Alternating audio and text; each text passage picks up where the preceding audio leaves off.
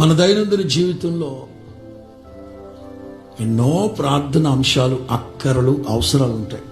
పోసుకొచ్చినట్లుగా ప్రభుతో చెప్తా ఉంటాం. అన్నింటికి సమాధానం వస్తుందా? ప్రత్యుత్తరం వస్తూ ఉందా? ఏదో ఆనవాయితీ ప్రకారం చేస్తున్నాం, గాలి కుదిలేస్తున్నాం. ఆచారంగా చేస్తున్నాం, గాలి కుదిలేస్తున్నాం. ఒక విషయం కొరకు ప్రార్థన చేస్తే ఆ ప్రార్థన చేసిన అంశానికి ప్రత్యుత్తరం వచ్చేంత వరకు పట్టు విడవక ప్రార్థించే ఒక అనుభూతి. ఏదో క్రైస్తవ కుటుంబాల్లో పుట్టేమో గనక ప్రార్థన చేయడం కాదు. ఒక 10 పాయింట్లు ప్రార్థన చేస్తే ఆ 10 పాయింట్లు ప్రత్యుత్తరం రావాలి. ఆ సమస్యకి పరిష్కారం అది సంవత్సరమా, 2 సంవత్సరాలు, 3 సంవత్సరాలు చేస్తానే ఉండాలి.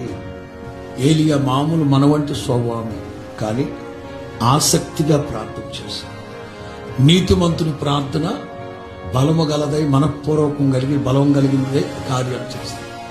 అట్లాంటి పోరాట పటిమ కలిగిన ప్రార్థన జీవితం కలుగు చేసేటట్లుగా అలాంటి ప్రార్థన ఆత్మ అనే వర్షం ఒక్కొక్కరి మీద పరిశుద్ధాత్ముడు కురిపించును గాక.